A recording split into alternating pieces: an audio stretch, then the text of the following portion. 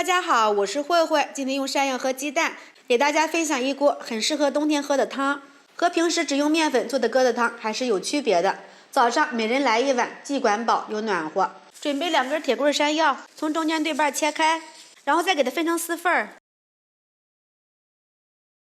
改刀给它切成小丁，放入盘里。准备一个去皮的西红柿，对半切开，把硬芯去掉。切片之后再切成丁，放入盘里。碗里打入3颗鸡蛋，用筷子搅散，放入2克食用盐，再次搅拌均匀。少量多次的倒入150克的面粉，最后能调成这种粘稠度的鸡蛋面糊就可以了。锅中倒入适量的油，放入葱花炒香。炒出香味，倒入西红柿丁，炒出汤汁，放入山药丁，提前焯水的金针菇，翻拌均匀。翻拌均匀，放入适量的盐，来一点生抽，再次翻拌均匀。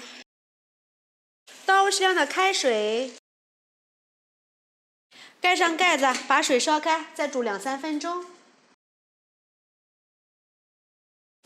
时间到，打开盖子，先给它改成小火，用筷子夹起适量的面糊，放到水里，它就自动会脱落了。